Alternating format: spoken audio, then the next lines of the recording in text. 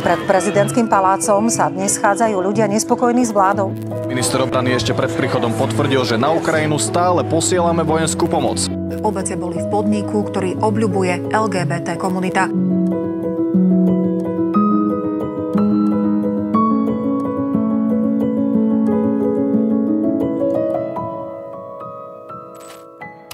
Každý deň sa spájame cez najmodernejšiu optickú sieť, 5G, či nekonečné množstvo zariadení. No aj tak sme rozdelenou krajinou. Čo nám ešte chýba, aby sme sa skutočne spojili? Ohľaduplnosť. Slušnosť. Úcta. Láska k blížnemu. Potrebujeme jedným slovom rešpekt. Bez neho nás nespojí ani tá najlepšia sieť a technológie. Rešpektujme sa, aj keď sme každý iný. Pretože rešpekt je všetko, čo nás spája. Počas svojho života som zažila veľa neúcty voči mne, pretože som gej. Že ja ako chala na vozíku som si zobral babu, ktorá je zdravá. Prichádzali mi agresívne správy, prečo sa fotím so slovenskými ženami. Chcem sa spýtať vás, či ste sa stretli s takýmto online disrešpektom. Tak mi to príde, či dokážeme rešpektovať jeden druhé. Či tá doba, ktorá prichádza, nevytvorí zasa nové napätie, toho sa obávam.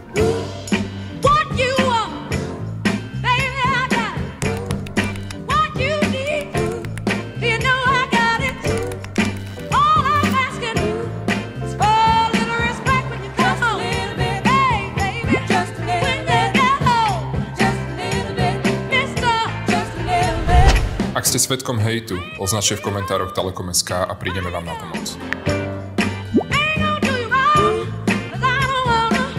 Elfovia sú profesionálni moderátori obsahu na sociálnych sieťach. Dáme k dispozícii neziskovým organizáciám takýchto elfov.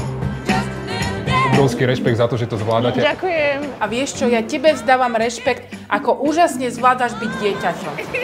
Chcem ti dať veľký rešpekt za to, že si sa vybral sám takto s obsikom von aj napriek tomu, že si na vozíku.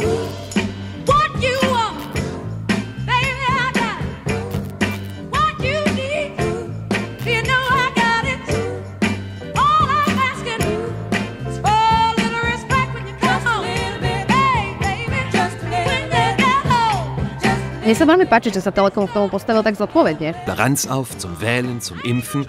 Sie tritt in Werbekampagnen auf.